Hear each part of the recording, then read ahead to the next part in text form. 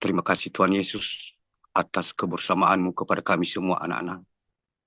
1 minggu lamanya siang dan malam, Engkau telah bersama-sama dengan kami. Hingga pada malam hari ini, kami bisa berkumpul, sekalipun lewat udara, untuk memuji dan memuliakan nama, dan untuk mempersiapkan roh kami ini, supaya kami bisa bertahan sampai kesudahan. Saat ini, masing-masing kami pribadi datang di hadirat. Dan kami mengerti sadar, kami ini tidak layak ada di hadapan-Mu, apalagi menyebut nama. Karena kami hanya manusia berdosa yang paling hina di tengah-tengah dunia ini dari antara semua pendosa yang telah Engkau ciptakan sejak awal dunia sampai saat ini. Kami mohon pengampunan dari salib dan darah-Mu yang kudus. Segala dosa-dosa yang kami lakukan, baik secara sengaja maupun yang tidak. Tidak ada yang tersembunyi bagi-Mu. Ampunilah kami, suci kuduskan kami dengan kuasa darah-Mu yang kudus. Dan perbaharuilah kami, biar Roh Kudus-Mu yang akan memimpin kami. Sehingga apa yang kami lakukan sesuai dengan kebenaran firman-Mu. Sebentar lagi kami akan membacakan kebenaran firman-Mu. Dan kami hanya manusia biasa yang tidak tahu apa-apa, terbatas kemampuan kami. Tuhan Yesus, kami hanya sebagai alat-Mu. Dan Engkau yang benar-benar berbicara kepada semua anak-anak-Mu. Pakailah lidah bibir kami, sehingga bisa menjadi urapan, berkat, dan pedang bermata dua bagi hidup setiap anak-anak-Mu di mana saja berada. Segala kuasa kegelapan, roh penghulu di udara, kesibukan pikiran dan hati kami masing-masing, yang mengacaukan kami untuk fokus mendengarkan dari kebenaran firman. Kami sepakat sehati, kami seroh, kami usul dan patahkan kuasanya di dalam nama Tuhan kami Yesus Kristus, yang punya kuasa di bumi dan di surga. Tutup bungkus kami dengan kuasa darah-Mu yang kudus, biar tiang api-Mu yang melingkupi setiap kami pada malam hari ini, dan tiang awan-Mu di siang hari. Ini doa kami yang tidak sempurna ini. Dan biar segala puji, syukur, hormat, kuasa, dan kemuliaan hanya kami agungkan di dalam nama Tuhan kami Yesus Kristus. Haleluya, haleluya, haleluya. Amin.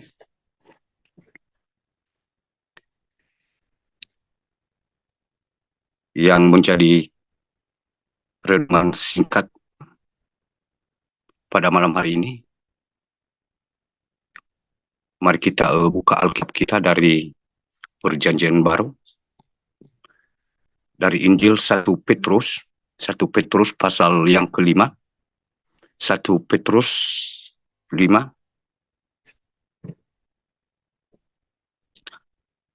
ayat 8 sampai yang ke-11.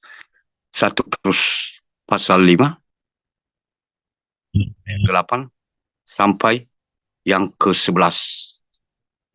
Di dalam nama Tuhan kita Yesus Kristus, mari kita bacakan bersama-sama Bapak Ibu. Ayat yang ke-8. Sadarlah dan berjaga-jagalah, lawanmu si iblis berjalan keliling sama seperti singa yang mengau-ngau dan mencari orang yang dapat ditelannya. Ke-9, lawanlah dia dengan iman yang teguh, sebab kamu tahu bahwa semua saudaramu di seluruh dunia menanggung penderitaan yang sama. Ke-10, dan Allah sumber segala kasih karunia yang telah memanggil kamu dalam Kristus kepada kemuliaan-Nya yang kekal, akan melengkapi, meneguhkan, menguatkan, dan mengokohkan kamu sesudah kamu menderita seketika lamanya. 11, ialah yang mempunyai kuasa sampai selama-lamanya. Amin. Demikian firman Tuhan. Dan sebelum kita membahas secara singkat firman Tuhan ini Bapak Ibu, dan terlebih dahulu saya mengucapkan salam Elohim buat Pangeran Ilahi.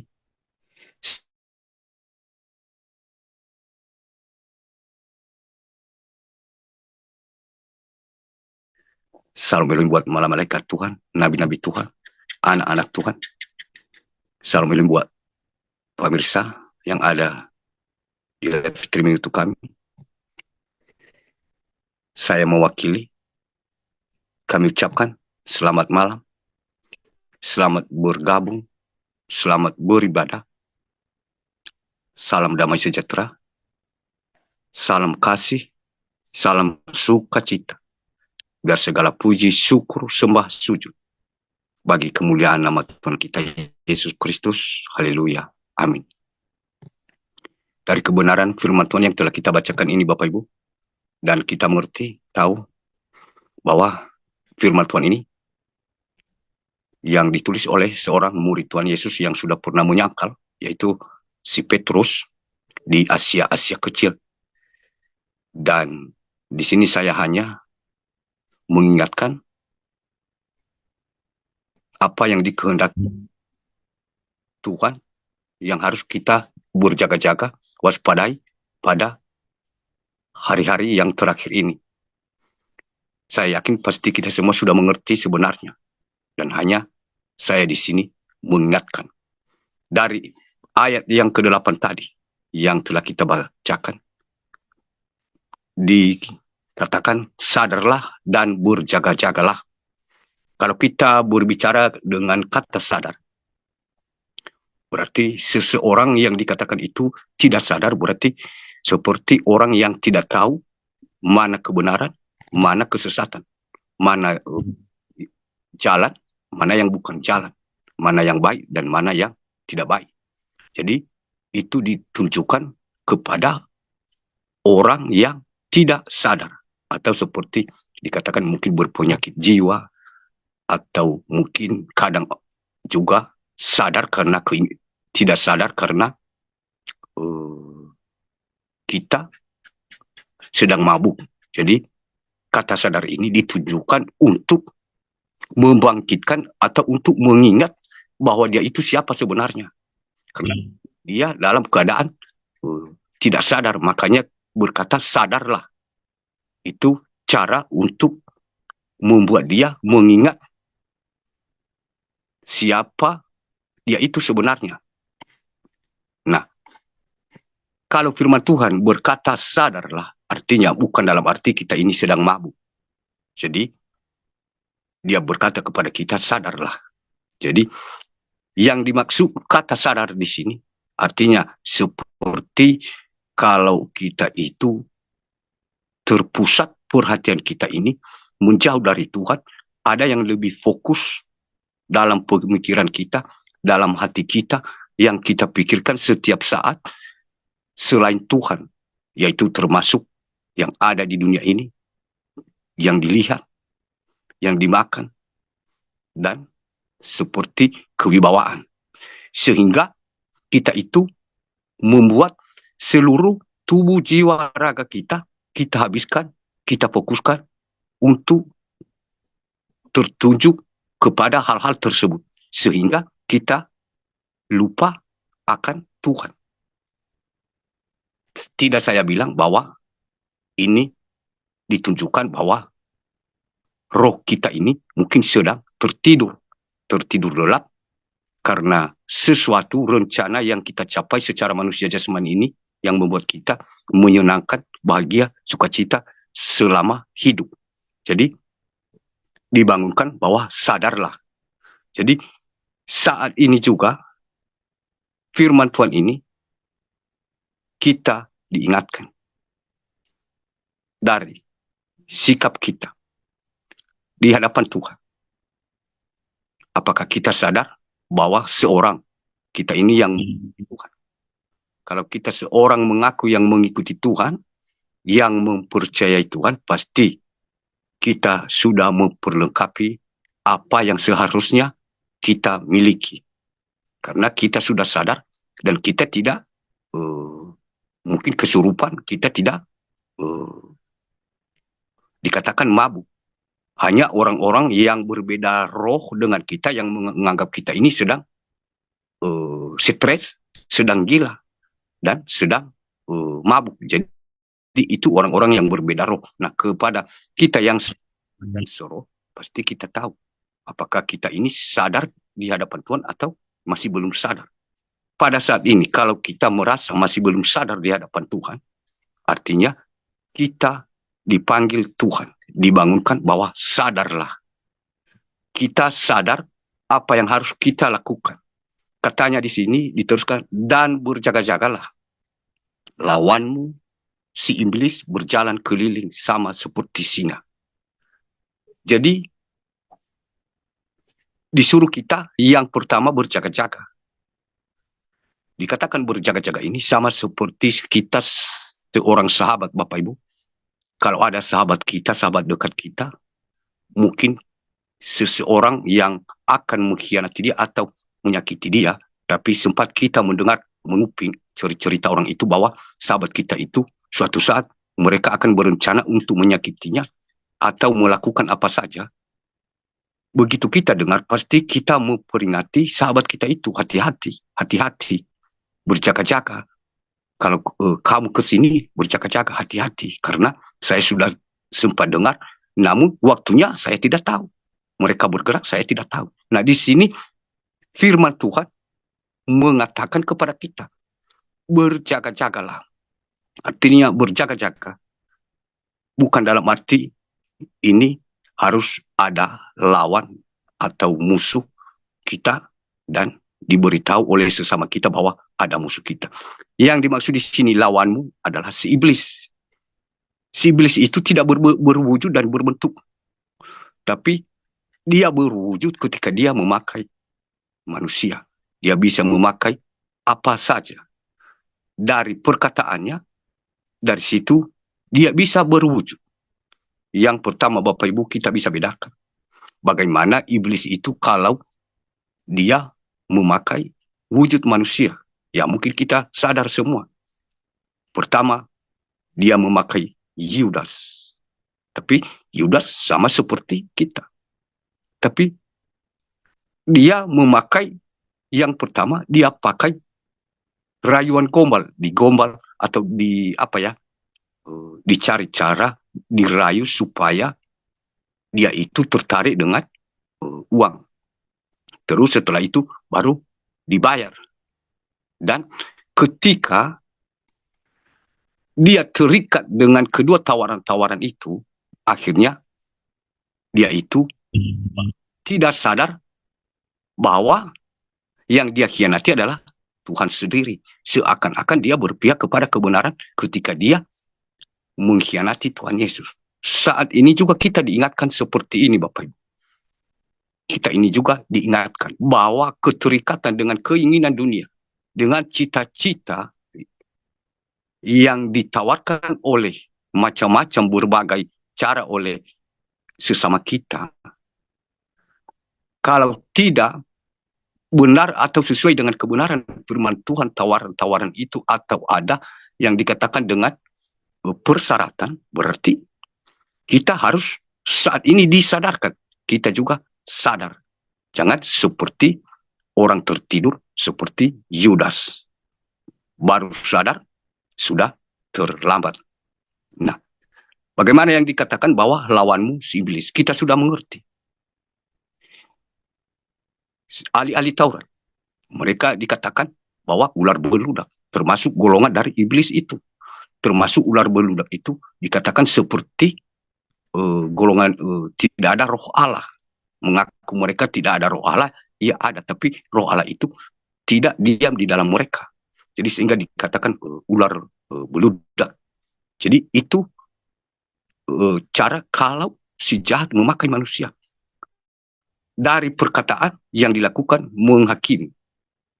Yang dilakukan merasa benar dan mengambil keuntungan dari orang lain dan tidak punya kasih dan semua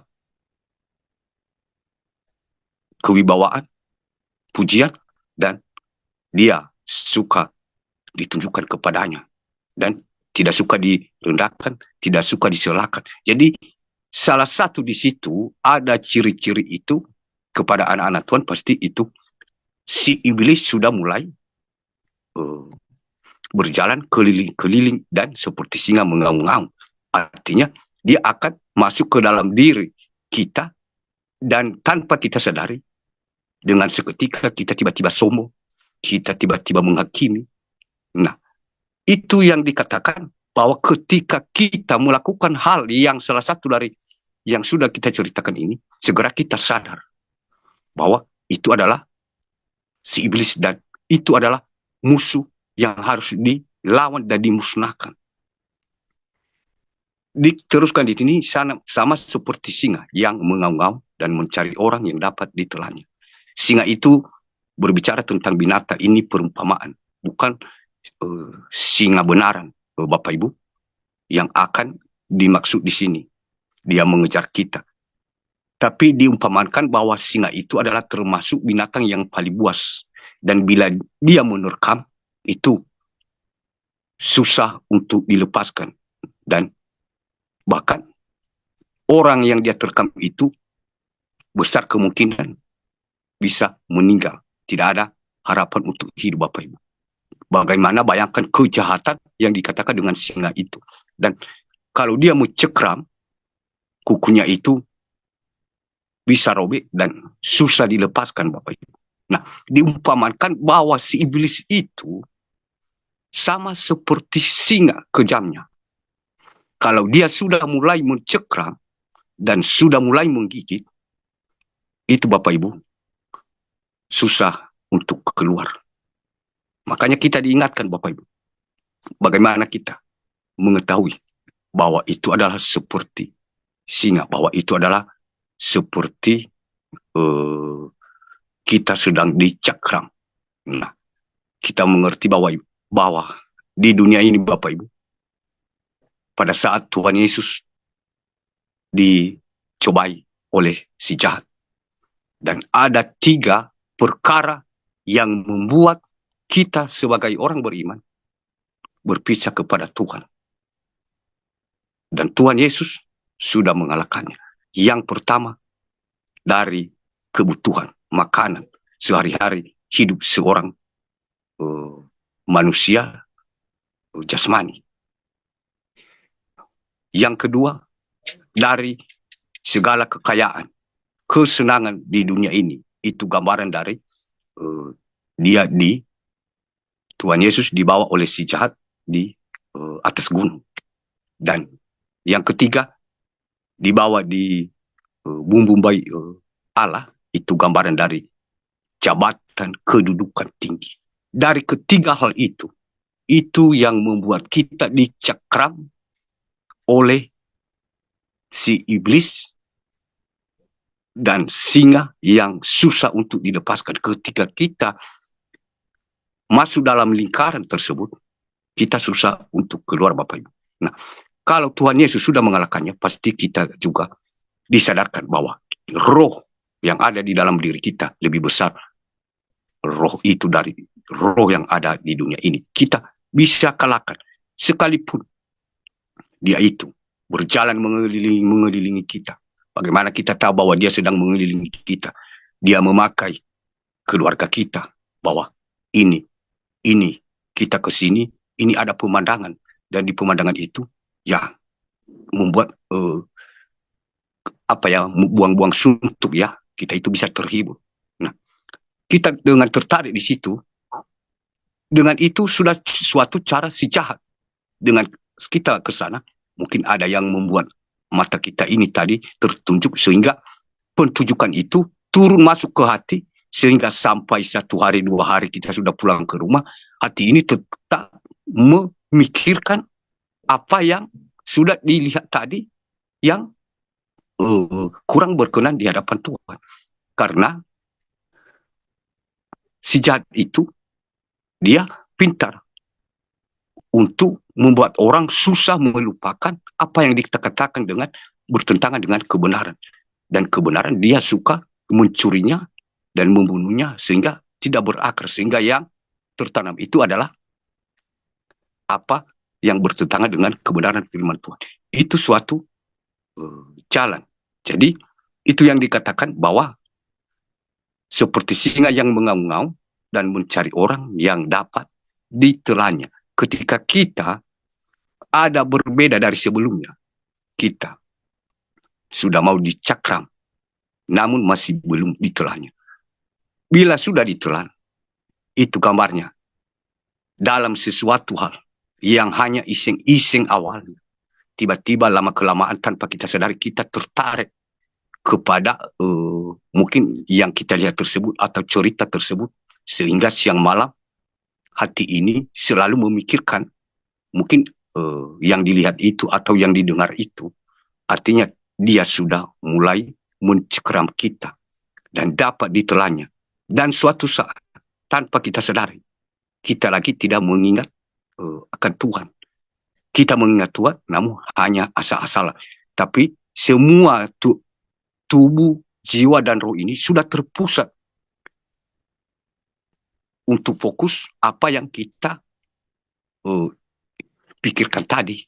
Sehingga kita ini sudah mulai ditelannya. Makanya dari itu Bapak Ibu, saya yakin kita semua anak-anak Tuhan saat ini kita sudah mengerti dan bisa membedakan bahwa saat ini kita bukan disadarkan, tapi kita yang mengatakan kepada anak-anak Tuhan lainnya, sadarlah, dunia ini sudah semakin dekat dan dunia ini tidak ada gunanya kita memperebutkan apa isi dunia ini. Jadi mari kita bertobat dan berjaga-jaga, banyak tawaran-tawaran si jahat. Sehingga kita pelan-pelan dikelilingi, ditawar dengan kata-kata yang menarik, kata-kata manis, datang seperti sahabat yang menolong. Padahal dia akhirnya menelan kita. Caranya menelan kita tanpa kita sadari. Kita terpengaruh dengan ajakannya ke sini ke sana. Awal-awalnya ya memang kita bisa menjaga diri, kita bisa tidak tertarik. Tapi ketika kita sering ikut dengan orang tersebut, pasti kita terpengaruh sehingga kita berubah sikap dari yang sebelumnya. Dan tinggal Tuhan itu asal-asalan. Yang penting kita tidak merasa bersalah. Soalnya ya sudah saya berdoa dan meminta kepada Tuhan, itu saja. Nah, diteruskan di sini, lawanlah dia dengan iman yang teguh, sebab kamu tahu bahwa semua saudaramu di seluruh dunia menanggung penderitaan yang sama. Nah, di sini diberitahu kepada kita bahwa si iblis ini dia tidak pilih-pilih kasih. Tapi di sini dikatakan seluruh dunia menanggung penderitaan yang sama. Jadi bukan kalau seperti mungkin di suatu jabatan ya, melamar, mungkin melamar di perkantoran atau apa ya. Jadi dipilih orangnya, ada persyaratan, mungkin sudah bersekolah dan mungkin ada bentuk postur tubuhnya, tingginya, kesehatannya dicek. Nah itu di dunia ini, tapi kepada si jahat itu di sini dia tidak pilih bulu, mau bayi, mau anak-anak, mau perempuan, laki-laki sudah sekolah, tidak sekolah, jabatan, tidak ada jabatan, dia tidak pilih kasih. Dia harus pakai semuanya itu. Karena di sini, saudaramu di seluruh dunia menanggung penderitaan yang sama. Jadi itulah hebatnya si iblis itu. Makanya si iblis itu sangat mudah untuk diterima oleh orang yang tidak berjaga-jaga dan yang tidak sadar. Karena dia tidak memakai persyaratan yang harus dilalui dan yang manusia itu susah payah untuk mendapatkannya. Baru diterima. Tapi si jahat tidak memakai persyaratan. Yang penting kepadanya, ya, ketika kita mulai terikat dengan sesuatu yang membuat kita menjauh kepada Tuhan, dia akan mencekram kita. Diteruskan di sini bahwa yang mengalahkan lawan dia dengan iman. Iman ini lagi tidak berbentuk Bapak Ibu. Tidak bisa dibilang mungkin seperti gada. Berarti mungkin kalau kita mengambil gada dia berbentuk atau pedang.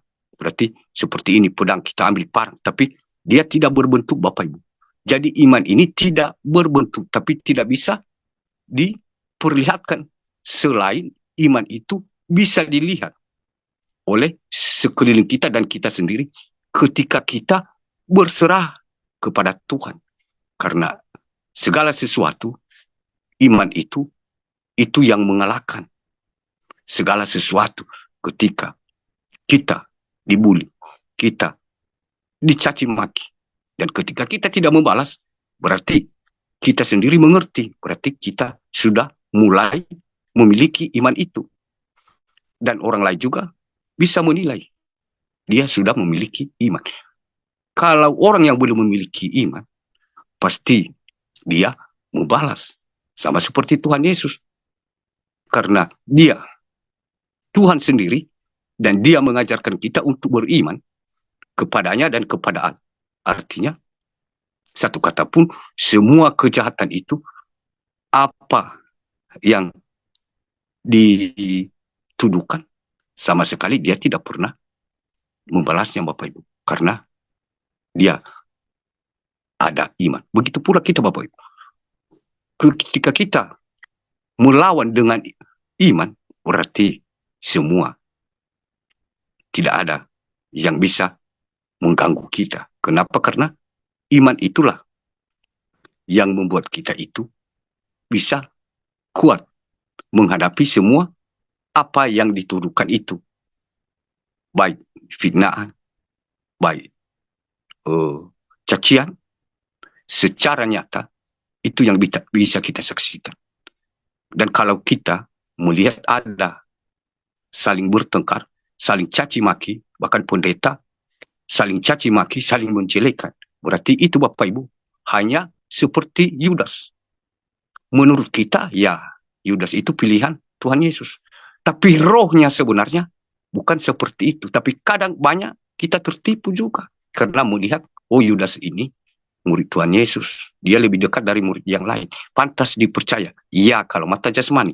Tapi mata rohani, kalau kita memakai kesadaran, seperti yang dikatakan sadar, kita tahu bahwa rohnya itu bukan berasal dari Tuhan. Sama seperti Yudas. Artinya, saling menghakimi, saling menjelekan, saling menjatuhkan. Mana Tuhan Yesus pernah mengajarkan. Dan nabi-nabi atau rasul-rasul mengajarkan untuk saling merendahkan dan saling menghakimi, saling merasa benar. Tidak ada. Berarti ya kalau ya, tidak kalau tidak. Selebihnya berarti berasal dari si jahat. Tapi saat ini diberi kita kesadaran supaya juga kita harus sadar apakah ini benar atau tidak. Jangan kita melihat dari luarnya saja bahwa Yudas itu adalah murid yang terdekat kepada Tuhan Yesus. Dan kita ibu-ibu kan akhirnya kita ikut menjadi seperti yang dicekram oleh si jahat tadi, dan dia akan menelan kita. Cara menelan kita, kita sudah mengikuti ajaran seperti itu, malah kita ajak juga orang lain. Dan ini yang benar. Padahal sesungguhnya kalau kita sadar bahwa beda yang terlihat di luar dan rohnya itu sepertinya berbeda. Diteruskan di sini, dan Allah sumber dari segala kasih karunia yang telah memanggil kamu dalam Kristus kepada kemuliaannya yang kekal, akan melengkapi, meneguhkan, menguatkan, dan mengukuhkan kamu sesudah kamu menderita seketika lamanya. Dijelaskan di sini, Bapak Ibu, bahwa penderitaan yang kita alami di muka bumi ini artinya hanya seketika menurut penilaian Tuhan. Karena kalau kita ambil contoh, Bapak Ibu, dikatakan kerajaan 1000 tahun damai. Nah, kalau kita hidup di dunia ini, taruh 100 tahun, kalau sampai ya, berarti kalau kita perbandingkan 100 tahun itu dengan 1000 tahun, berarti sudah berapa kali lipat, Bapak Ibu. Jadi, yang 100 tahun itu pun, ya jarang kita bisa sampai umur 100 tahun. Apalagi kalau di bawah 100 tahun, berarti itu di mata Tuhan. Kalau dibandingkan misalnya dengan 1000 tahun, berarti hanya seketika. Namun hanya seketika menurut Tuhan, tapi menurut kita sangat lama sekali. Nah, saat ini kita lagi disadarkan bahwa hanya selagi kita ada di bumi ini, selagi roh ini ada dalam tubuh jasmani ini, di situ kita memperebutkan apa yang dijanjikan Tuhan ini kepada kita. Yaitu dia menjanjikan kita semua apa kebahagiaan yang tidak bisa diberikan oleh dunia ini. Yang pertama, di sini tadi, dan Allah sumber segala kasih karunia. Yang kedua, telah memanggil kamu dalam Kristus kepada kemuliaannya yang kekal. Dan melengkapi, meneguhkan, menguatkan, dan mengukuhkan kamu. Jadi, ini selagi kita ada di bumi ini yang harus kita lakukan adalah kita anggap segala yang kita lakukan ini, kita imani. Sekalipun kita bekerja dan kita percaya bahwa itu karena belas kasihan Tuhan kita dikuatkan, bukan karena kita bekerja, ya makanya saya bisa dapat uang dan makan. Kalau saya tidak makan, ya berarti Tuhan tidak menolong saya. Jadi yang dimaksud di sini, kekuatan kita itu ya memang kita yang mengerjakannya. Tapi tanpa Tuhan memberi kita kekuatan, bagaimana kita bisa dapat? Jadi segala sumber apapun yang ada di dunia ini yang kita terima, baik buruk, baik dan buruk, kita harus bersyukur kepada Tuhan. Karena itu semua sumber dari segala karunia. Nah, kadang kita ini dalam kesusahan, dalam pencobaan, terkadang saya pribadi tanpa sadar menjauh kepada Tuhan. Jadi kita bersyukur kebenaran firman Tuhan. Saat ini saya pribadi disadarkan bahwa saya ini sedang tertidur. Dan saat ini saya disadarkan, sadarlah bahwa Tuhan itu sumber dari segalanya. Maha kuasa dan maha adil. Yang pertama, kita sudah singgung tadi, kita secara jasmani makan minum.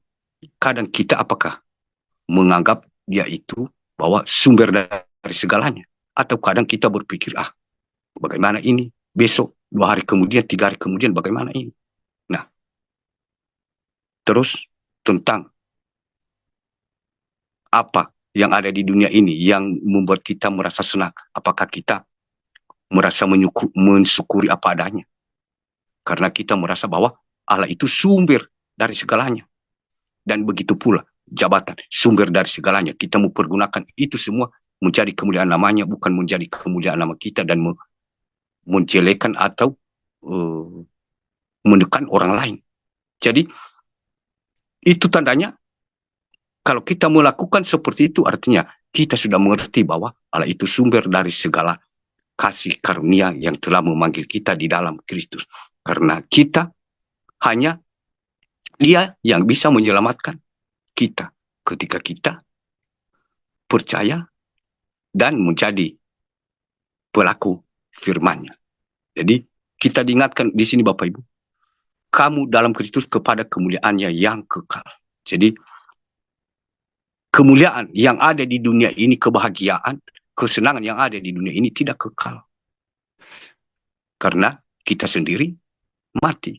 Sedangkan bagaimanapun berkelimpahan, kemewahan, harta kita, ketika kita mati, bagaimana kita bisa mempergunakannya lagi.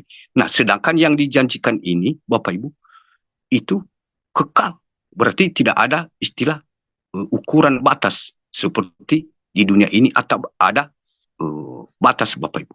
Nah, sehingga di situ penderitaan yang kita alami ini, itu yang membuat kita kuat untuk menghadapi sebuah penderitaan itu, sehingga kita bisa sadar dalam menghadapi segala hal. Karena Ia adalah empunya kuasa sampai selama-lamanya. Dia membimbing kita, Dia mengukuhkan kita, Dia semua menguatkan kita.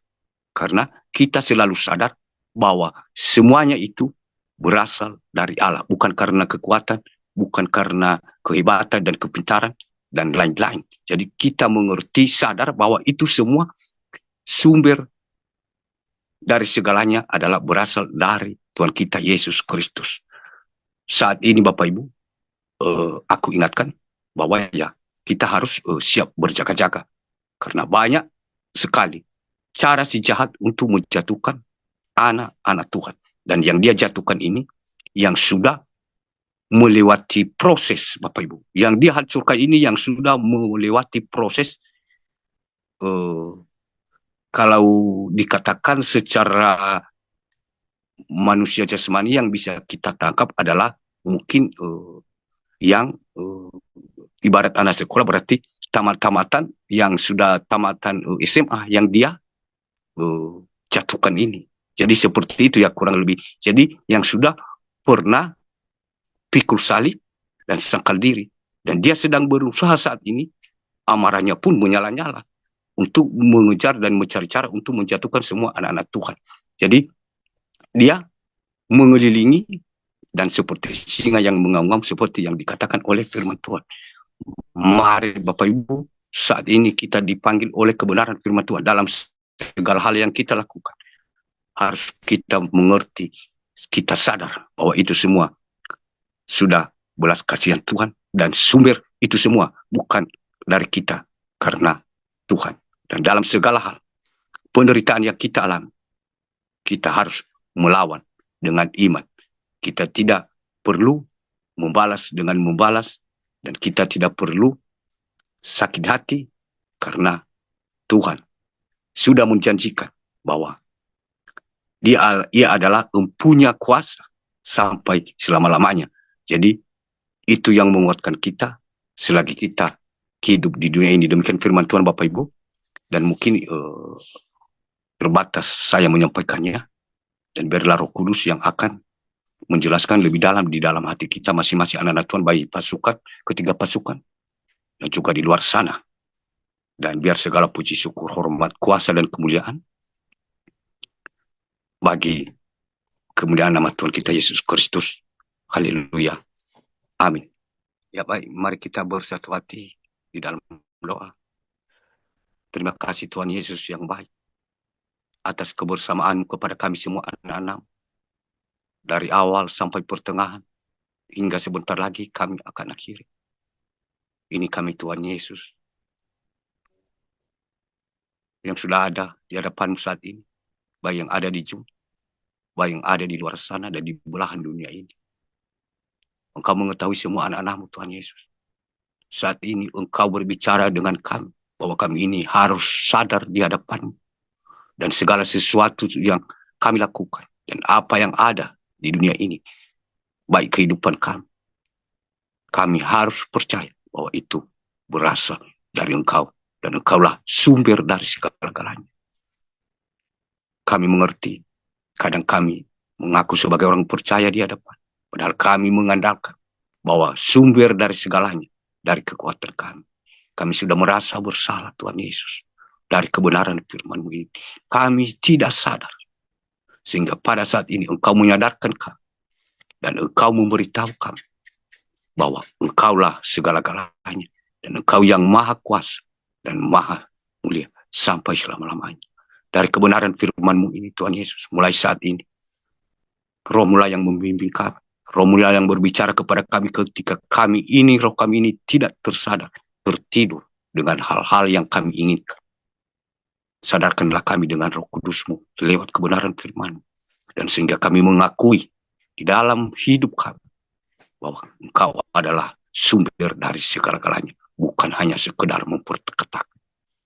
Segala pujian dan syukur baik yang sudah dibawakan oleh anak-anak Engkau Tuhan Yesus, berkati mereka. Terlebih-lebih anak-anak-Mu di mana saja berada, di belahan dunia ini, baik di jalan-jalan mereka, di rumah-rumah mereka, di kota-kota, di halaman-halaman mereka, di mana saja mereka berada.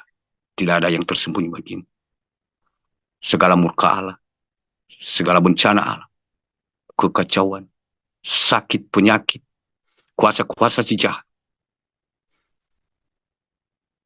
saat ini kami mohon pertolongan. Tutup bungkus mereka dengan kuasa darah-Mu yang kudus. Biar tiang api-Mu yang membentengi mereka. Di tiang apimu di malam hari, tiang awan di siang hari. Engkau yang berperang melawan musuh-musuh mereka, sehingga mereka hanya tinggal diam dan menonton Tuhan Yesus. Dalam aktivitas mereka, apa saja yang mereka lakukan Tuhan Yesus, berbicaralah di hati mereka, sehingga apa yang mereka lakukan sesuai dengan kehendak-Mu yang di surga dan menjadi kemuliaan nama-Mu. Ini doa kami yang tidak sempurna ini. Dan Engkaulah yang telah mengajarkan kami kepada Bapa di surga dengan doa yang Engkau ajarkan. Mari bersama-sama. Bapa kami yang di surga, dikuduskanlah nama-Mu, datanglah kerajaan, jadilah kehendak di bumi seperti di surga. Berikanlah kami pada hari ini makanan kami yang secukupnya, dan ampunilah kami akan segala kesalahan kami, seperti kami juga mengampuni orang yang bersalah kepada kami. Dan janganlah membawa kami ke dalam pencobaan, tetapi lepaskanlah kami daripada yang jahat. Karena Engkau yang empunya kerajaan dan kuasa dan kemuliaan sampai selama-lamanya. Sama-sama kita katakan, amin. Siapkanlah hati Bapak Ibu, dan terimalah berkat rohani dan berkat jasmani dari Tuhan kita Yesus Kristus. Tuhan memberkati engkau dan melindungi engkau. Tuhan menyinari engkau dengan wajahnya dan memberi engkau kasih karunia. Tuhan menghadapkan wajahnya kepadamu dan memberi engkau damai sejahtera, dahulu, sekarang, dan sampai selama-lamanya. Tuhan yang akan berperang melawan semua musuh-musuh. Dan engkau hanya tinggal diam dan menonton di dalam nama Tuhan Yesus Kristus. Haleluya. Haleluya. Haleluya. Amin. Salam Elohim bagi kita semua. Selamat malam, ibadah selesai. Apa ya yang saya ingatkan ya, cuman seperti yang kemarin-kemarin itu, kita harus berjaga-jaga dalam segala hal. Sekitar 3 hari kemarin ya, aku melihat bukan hanya dari ketiga pasukan ini, bahkan terutama semua anak-anak muda. Dan mungkin walaupun dia tergolong seperti apa, tapi kalau imannya tidak kuat akan dicekram oleh tawaran-tawaran itu, Bapak Ibu. Jadi dari ketiga pasukan ini yang aku lihat semua yang masih cewek dan masih cowok, dan itu secara secara alam roh sedang ditundukkannya secara roh, Bapak Ibu. Yang artinya kalau dikatakan secara alam roh ini seperti kalau aku katakan ya, ibarat seperti yang aku katakan kemarin itu ya, tidak langsung, Bapak Ibu. Misalnya kalau kita menempuh perjalanan misalnya 1 kilometer. Nah, kalau kita pakai kendaraan berarti berapa menit ya kita sampai. Nah, seperti itulah di alam roh sudah terjadi. Tapi kalau kita berjalan kaki dalam 1 kilo itu berarti tidak seimbang kan? Mungkin kita apakah 15 menit, kalau kereta tadi mungkin 5 menit. Jadi ada perbedaan. Jadi begitu ya kira-kira. Berarti kalau sudah terjadi di alam roh, artinya di dunia nyata nanti entah 1 bulan, 3 bulan, 6 bulan baru terjadi. Jadi tadi kita kepada sahabat kita sudah mendengar dia bercakap-cakap, tapi dia bukan takut karena kita memperingatinya, kan malah dia bersyukur. Nah, begitu lihatkan kita seperti itu, mungkin dia perlihatkan sesama kita, dan bukan dalam arti dia itu menakuti kita. Kadang kita ini nanti yang tiba-tiba takut, padahal itu kan karena belas kasihan Tuhan. Seperti kita tadi kepada sesama kita mengingatkan dia karena kita kasihan dan dia bersyukur seharusnya. Nah, seperti begitu juga Bapak Ibu, Tuhan itu sebelum terjadi dia peringatkan kita sehingga nanti tidak lagi kita terburu-buru dalam memahami sesuatu yang tiba-tiba muncul. Apakah kita tidak terburu-buru untuk mengambil kesimpulan atau keputusan atau mengiyakan? Karena sudah terlebih dahulu kita diingatkan, apakah ini jangan-jangan ini yang kemarin, ini yang kemarin. Jadi seperti itu ya Bapak Ibu. Jadi terutama di pasukan besi aku melihat ya ada dua orang wanita nocan-nocan di pasukan elit dan begitu. Dan juga agan-agan anak-anak ganteng ya, dia pakai. Tapi ini masih alam roh. Tapi itu yang aku katakan tadi, mungkin belum tentu 3 bulan, 6 bulan nanti tanpa sadar baru dia kendalikan. Jadi seperti itu ya Bapak Ibu ya, menjelaskannya. Sebelum terjadi sudah ditundukkan secara roh dulu, sehingga pada saat nanti si jahat itu memakai manusia seperti Yudas tadi, tidak lagi berpikir, karena secara roh tadi sudah ditundukkan seperti Yudas, sudah ditundukkan secara roh sebelumnya, sehingga tawaran itu ketika disodorkan oleh ahli Taurat dipakai si jahat, dia lagi bersengkokol karena sebelumnya sudah rohnya itu sudah ditundukkan. Tapi kurang lebih seperti itu ya Bapak Ibu, sehingga dia tidak sadar, baru dia sadar sudah terjadi. Nah, makanya kita diingatkan bahwa di situ yang aku lihat pada semua sudah diikat tangan, dan banyak yang tidak sadar Bapak Ibu, dan ada berbeda-beda seperti ada tali, tapi tali itu panjang, tapi seperti di lingkar orang itu ditidurkan, roh orang itu ditidurkan dan dalam keadaan tidak sadar dan dikelilingi oleh tali itu, dan terus seperti kalau diritualkan itu Bapak Ibu, sehingga tidak sadar roh tersebut. Jadi itu gambarannya nanti, bukan dalam arti kita ini diikat nanti atau langsung ada orang memegang kita, bukan Bapak Ibu. Jadi cara-cara yang aku katakan tadi, misalnya seperti yang mengatakan ya, kita jalan-jalan ke sini, padahal kita sudah tahu bahwa tujuan itu sebenarnya mungkin ya buruk, mengundang pergaulan buruk. Kita sudah tahu, tapi kita menolak, dan dia ajak ya cuma sekali kan, ya sesekali kan, buang-buang sutu. Padahal itu caranya seperti itu Bapak Ibu, bukan dengan kita tertarik, itu caranya mulai mengikat kita, sehingga keburukan yang kita lihat itu nanti kita susah untuk melupakannya, sehingga besok 2 hari kemudian kita tertarik. Jadi itu cara mengikatnya, bukan dalam arti seperti orang mau mengikat kita ya, mengikat kita pakai apa, bukan. Jadi seperti itu ya, tapi dalam keadaan tidak sadar, tapi terutama dari muda-mudi ya, muda-mudi, dan bahkan ada yang sudah berkeluarga. Jadi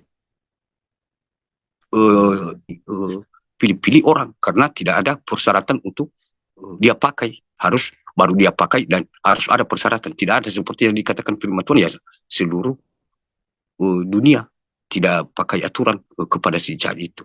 Jadi terutama dalam hal yang aku lihat itu, terutama dalam hal berpacaran, memilih pacaran yang iseng-iseng, terus ada canda-candaan, tawaran-tawaran nanti, sehingga itu membahayakan, sehingga itu yang menawan sebenarnya Bapak Ibu. Nah, bukan dalam arti ya dilarang berpacaran. Jadi ya mungkin berpacaran itu boleh, tapi ya untuk apa lama-lama berpacaran lah, yang langsung nikah. Jadi itu pun harus, jangan salah pilih, harus yang seroh. Dan yang kedua ya ada peraturan-peraturan yang menurut kebenaran firman Tuhan yang dilakukan. Jadi bukan dalam arti dengan kemauan kita. Jadi itu awal pertama yang saya lihat itu di situ banyak jatuh Bapak Ibu. Mungkin di kemudian hari pasti mungkin ya nocan-nocan dan agan-agan pasti ingat perkataan si jahat itu kan memakai mungkin melalui chat, melalui gombal atau apa ya. Dia meraih seperti itu berarti itu awalnya. Hati-hati jangan pernah layani karena di situ aku lihat itu yang salah satu yang banyak tertawan Bapak Ibu. Dan bahkan tidak sadar dan susah untuk keluar sehingga tidak lagi rohnya itu lagi tidak sadar. Jadi seperti itu ya kurang lebih yang aku lihat dan bukan hanya tertunjuk kepada muda-mudi tapi kita semualah berjaga-jaga seperti itu, seperti yang dikatakan firman Tuhan dan hanya sampai itu ya yang saya katakan mungkin ada lanjutan dari pengira ini dan terima kasih banyak dan Shalom kepada Bapak Surgawi, shalom juga kepada mempelai, dan shalom kepada semua ketiga pasukan dan yang ada di luar live chat ini. Yang sedang viral ya, itu mereka menjual retina mata ya. Itu kan bentuk dari penambangan data ilegal. Data-data kalian akan disalahgunakan. Walaupun saat kalian menjual retina mata kalian dengan scan retina mata, itu data-data kalian sudah terambil oleh mereka. Dan saat kalian scan retina mata kalian, itu otomatis juga wajah kalian akan terscan juga saat kalian menempelkan mata kalian dan kemudian kalian menjauhi scan itu, otomatis wajah kalian juga akan ikut terscan dan mereka para elit menggunakan itu semua untuk penipuan. Baik itu mereka akan masuk di data-data kalian, di akun kalian, bahkan di nomor rekening kalian, tanpa harus minta izin terlebih dahulu kepada kalian, karena mereka sudah memiliki data kalian. Karena ketika mereka sudah memiliki data kalian, mereka tidak perlu repot-repot lagi untuk mencari password email ataupun nomor handphone kalian. Karena saat scan retina mata dan wajah kalian itu sudah sangat cukup untuk mengobrak-abrik nomor rekening kalian, bahkan akun-akun kalian di media sosial yang sudah kalian buat. Banyak penipuan yang akan mereka lakukan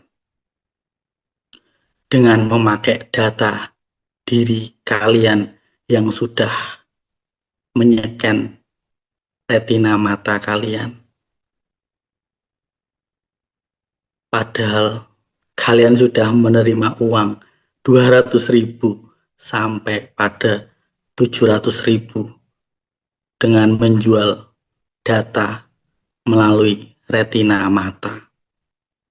Itu amat sangat berbahaya dan itu kalian sudah masuk jebakan mereka.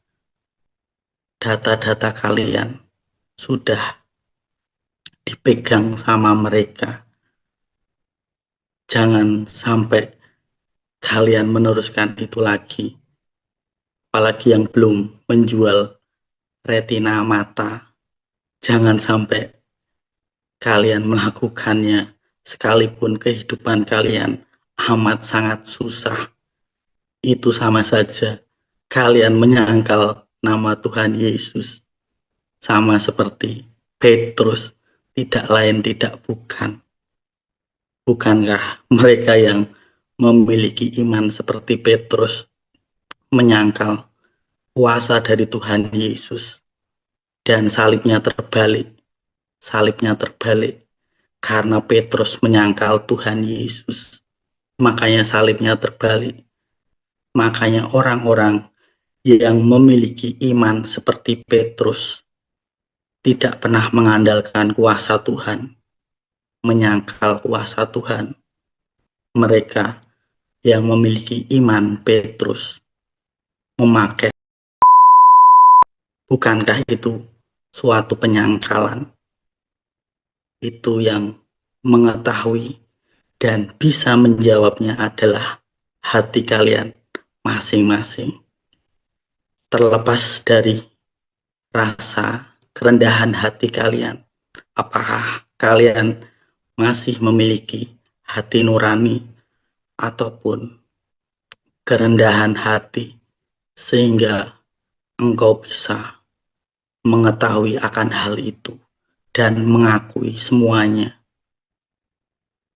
Jangan sampai kalian yang belum menjual scan retina mata ikut-ikutan dengan mereka, walaupun keadaan kondisi kehidupan kalian amat sangat susah, karena dunia ke depan, sistem dunia ini akan memiskinkan manusia sampai anak-anaknya diatur, dikontrol oleh dunia 666. Dan anak-anak mereka akan dijadikan budak ataupun santapan bagi dunia 666. Karena orang tuanya sudah miskin atau melarat karena banyak PHK sana-sini. Karena manusia menggantungkan sistem dunia, sehingga saat semuanya terkancing, terkunci, manusia tidak bisa melakukan apa-apa lagi selain menyerahkan semuanya. Bahkan ketika atau bansos, ada syarat-syarat yang harus mereka penuhi untuk dapat bansos tersebut. Mereka sudah menyiapkan segala bentuk jebakan-jebakan. Kalau manusia masih mengikutinya, itu kehendak bebas mereka. Tetapi sudah aku sampaikan terlebih dahulu, supaya kalian benar-benar mengandalkan Tuhan, kuasa dari Tuhan Yesus. Minta, berdoa, berpuasa, supaya dikirim berkat, entah itu dari saudara kalian, dari tetangga kalian, bahkan dari orang-orang yang tidak kalian kenal. Itu akan terjadi ketika kalian benar-benar mengandalkan Tuhan Yesus. Jangan sampai kalian mengemis-ngemis kepada dunia 666. Jika kalian ingin mendapatkan berkat, ya bersaksi apa yang kalian lalui bersama Tuhan Yesus Kristus. Kalian saksikan, bikin video kesaksian, supaya manusia bisa mengenal lebih jauh tentang kuasa dari Tuhan Yesus Kristus. Jika manusia itu tidak bersaksi, mana mungkin orang lain tahu kalian sudah hidup bersama Tuhan Yesus Kristus. Kalau hanya diam saja ya, mereka tidak tahu Apakah kalian benar-benar hidup mengandalkan Tuhan Yesus Kristus? Apakah selama ini kalian hidup benar-benar ada kuasa di dalam hidup kalian kalau kalian tidak bersaksi? Kalau kalian bersaksi, berarti banyak manusia yang tahu bahwa kuasa dari Tuhan Yesus Kristus amat sangat dahsyat, amat sangat hebat. Tetapi ketika kalian hanya diam, duduk manis dan menonton kesaksian orang lain, maka apa bedanya kalian dengan seorang Petrus? Berarti kalian hanya menyangkal Tuhan Yesus sendiri. Secara tidak kalian sadari, harusnya kalian terus bersaksi, walaupun kesaksian itu amat sangat pahit, amat sangat tersakiti, amat sangat tersolimi, didengar oleh manusia yang lainnya, didengar oleh orang-orang yang berada di sekitar kalian. Tetapi ketika kalian membukakan kesaksian kalian, ketika itu juga hatimu merasa plong, merasa lega, karena semua yang sudah kalian saksikan itu atas dasar kuasa dari Tuhan Yesus Kristus itu sendiri. Bukan lagi engkau yang berkata-kata, melainkan Dia sudah yang berkata-kata melalui dirimu, melalui hatimu, melalui mulutmu. Makanya orang yang bersaksi, pasti orang-orang melihat dari mata kalian, dari mulut kalian, dari gestur tubuh kalian. Apakah benar-benar kalian itu bersaksi sungguh-sungguh atau hanya omong kosong saja? Dunia itu sudah pada tahu. Makanya dibutuhkan orang itu bersaksi. Sebelum bersaksi, terlebih dahulu ya berpuasa, supaya kesaksian kalian ada power, ada tenaga.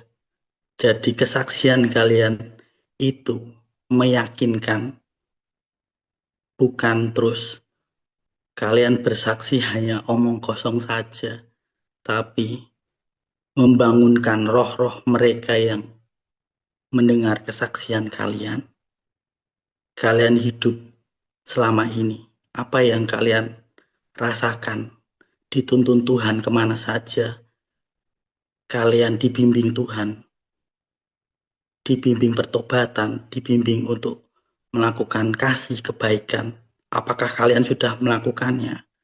Jika kalian hanya diam saja, mana bisa manusia yang lain tahu bahwa kalian benar-benar hidup bersama Tuhan, dibimbing dalam kasih karunia-Nya. Itu yang dunia inginkan dari anak-anak Tuhan. Apakah kalian sanggup untuk melakukan, menjadi pelaku firman? Itu semua bisa dibuktikan dalam kesaksian kalian. Kalian yang rajin bersaksi, berkatnya juga akan mengalir. Sama seperti kesaksian kalian yang tidak terbataskan oleh waktu dan tempat. Semua mengalir begitu saja. Berkat itu mengalir. Tidak ada yang bisa menahan berkatmu ketika sudah dibukakan oleh Tuhan. Berkat masing-masing orang, masing-masing manusia, porsinya berbeda-beda. Tergantung kesaksian hidupnya. Semakin hidupnya menderita, terzolimi, semakin juga hidupnya akan diberkati oleh Tuhan Yesus Kristus. Itulah hukum kasih, hukum tabur tuai. Siapa yang menabur, dia yang menuai. Itu hukum alam semesta, tidak bisa dilanggar oleh manusia. Itu sudah ketetapan dunia ilahi. Berkat tidak bisa dibatasi oleh manusia siapapun. Kalau sudah dibukakan oleh Tuhan, maka berkat itu akan terus mengalir tanpa henti-hentinya. Ketika manusia itu melayani Tuhan dengan kesungguhan hati, tidak lagi memikirkan tentang waktu. Oh, waktu ini aku sudah bersaksi, aku tinggal menunggu berkat itu datang. Bukan seperti itu, melainkan kalian harus terus bersaksi, bukan hanya diam, bukan hanya menunggu berkat. Ketika berkat itu datang, barulah kalian bersaksi. Itu salah kaprah, bukan seperti itu. Melainkan engkau harus memiliki keikhlasan hati, ketulusan hati, tidak mengukur tolak ukur waktu kepada Tuhan.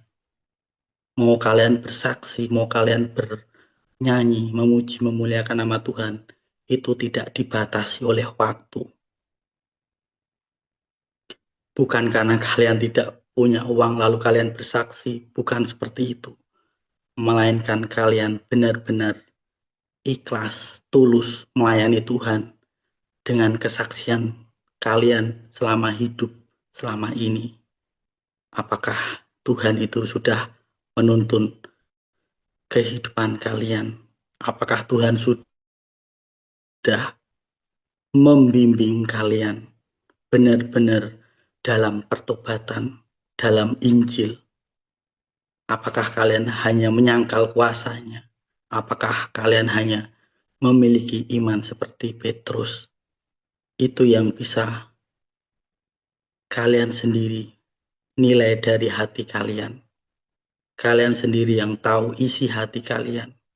Kalian sendirilah yang menentukannya, karena itu semua adalah kehendak bebas. Tuhan memberi kehendak bebas manusia untuk memilih, untuk tidak percaya. Tetapi Tuhan juga memberi kehendak bebas sekaligus manusia itu binasa. Itu adalah konsekuensinya. Jadi hati-hatilah dalam menentukan langkah kalian. Semuanya ada konsekuensi yang harus dibayar, karena itu sudah ketetapan dari dunia ilahi. Manusia tidak bisa melanggarnya. Manusia tidak bisa lari dari hukum tabur tuai. Karma dibayar tunai, dibayar lunas. Apalagi tahun ini. Benar-benar karma itu sangat berjalan. Manusia yang tidak satu roh akan dipisahkan. Apalagi satu pasangan. Bisa saja pasangannya, lawan jenisnya itu akan mengalami pindah alam karena sudah karmanya atau sakit penyakit. Karena karma itu terus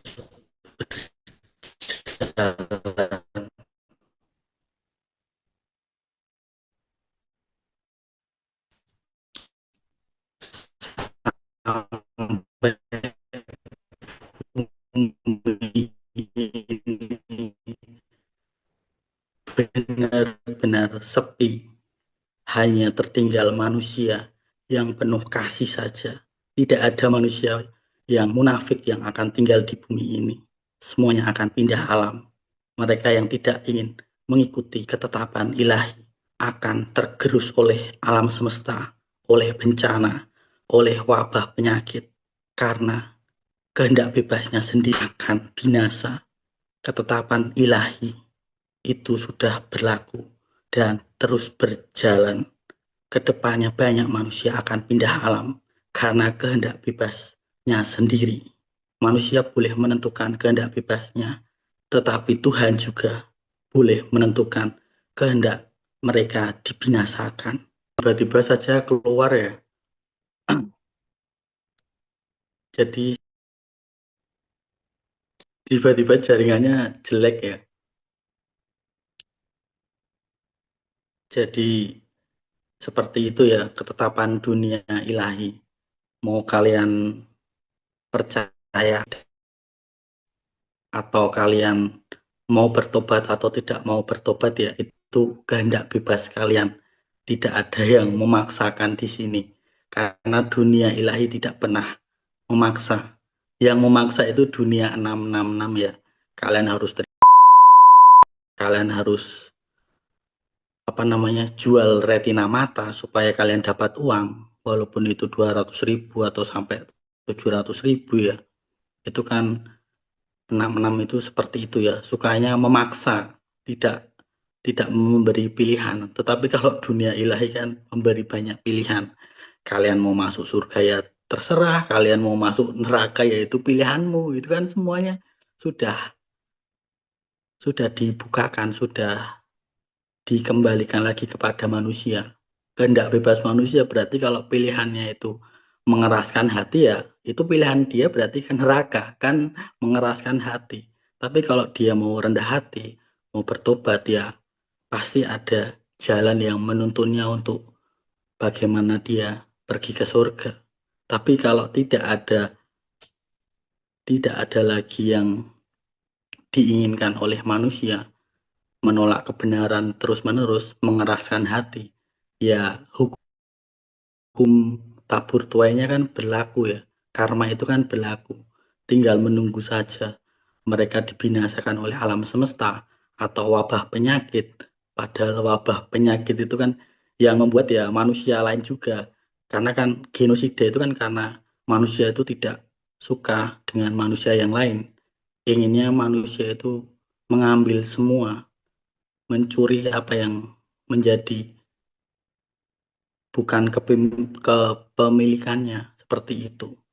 Para elit itu sudah merencanakan semuanya ya, bahkan sampai memiskinkan manusia ya, sampai benar-benar menggantungkan hidup kepada mereka, seperti itu. Itu pilihan kalian masing-masing ya, tidak ada yang memaksakan. Mau kalian punya iman Thomas, iman Petrus, iman Yudas, dan sekarang banyak sekali iman Yudas kan terlihat ya, nampak jelas. Kalian sudah tahu siapa dan siapanya ya, tanpa perlu aku sebutkan satu persatu pun kalian sudah mengetahuinya. Dan itu akan terus berjalan ya, mana yang iman Thomas, iman Petrus, iman Yudas itu kedepannya itu semua orang pada tahu ya, seperti itu. Akan terbongkar sendirinya dengan dia seperti itu, tingkah lakunya, kelakuannya, kata-katanya, segala macam. Entah itu dia terkenal, entah itu dia tidak terkenal. Seperti itu akan terjadi terus-menerus ya. Sampai benar-benar itu mereka dengan sendirinya akan tergerus oleh alam semesta. Seperti itu. Jadi kalian tetap berjaga-jaga, dibawa dalam doa, dibawa dalam membaca firman. Karena ketika tanah itu mencair kan tidak ada manusia yang tahu ya.